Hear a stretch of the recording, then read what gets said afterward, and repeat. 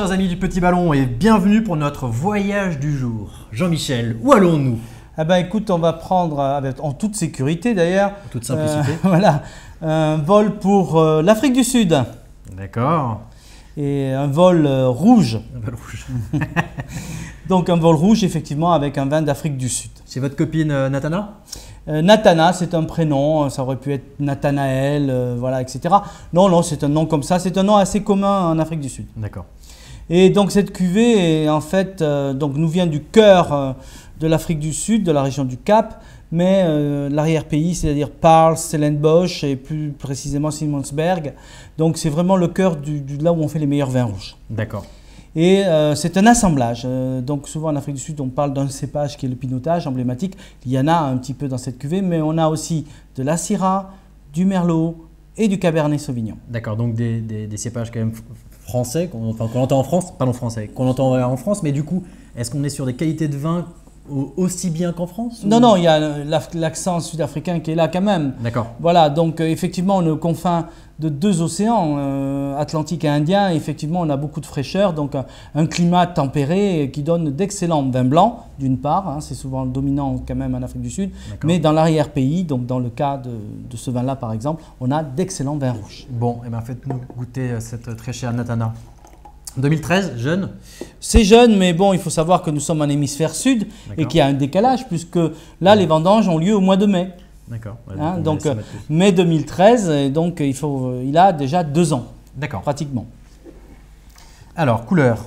Alors une couleur assez tendre, un rouge rubis avec un début d'évolution, un vin assez tendre qui a l'air d'une belle, assez coulant, fluide. Il a l'air assez léger. Voilà, léger. l'œil. Il ne faut pas penser parce que c'est Afrique du Sud qu'on est systématiquement à des degrés alcooliques dingues. D'accord. Non, pas du tout, c'est des vins qui sont pleins de fraîcheur. D'accord. Brillant, limpide. Alors le nez, voilà, on n'a pas ce côté exotique, mais on n'a pas le côté français non plus. C'est un peu atypique. Hein, C'est un petit moi peu qui ai pas atypique. un palais habitué. D'abord, d'une part, par Et un l'assemblage, on a effectivement la Syrah qui apporte ce côté violette, réglisse. On a le Merlot qui apporte le côté juteux, fruité, donc fruits rouges assez mûrs.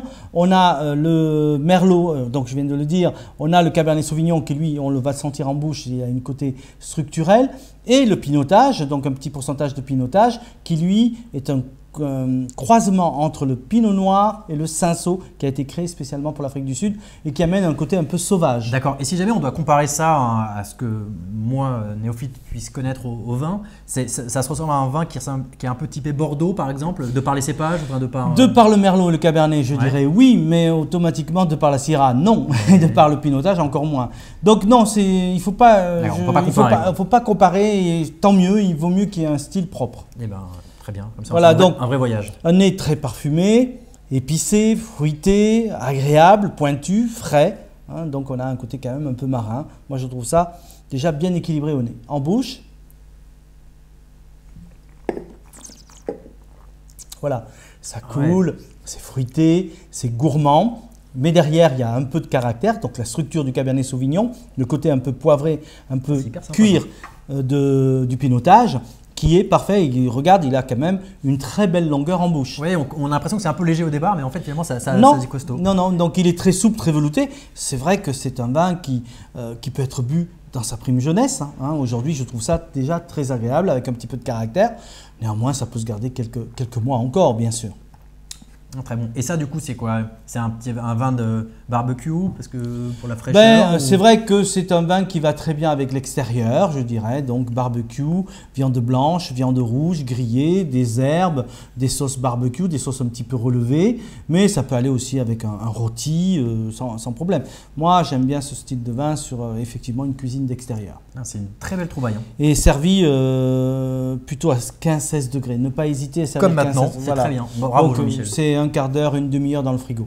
Ok, parfait. Et ça, du coup, vous dites maintenant sur la jeunesse, éventuellement à garder?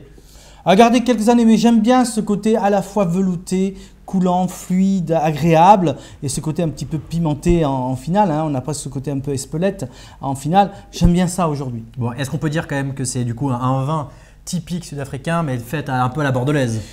Oui, parce que M. Doriac, d'abord propriétaire de Marianne Estate, Qu'on salue.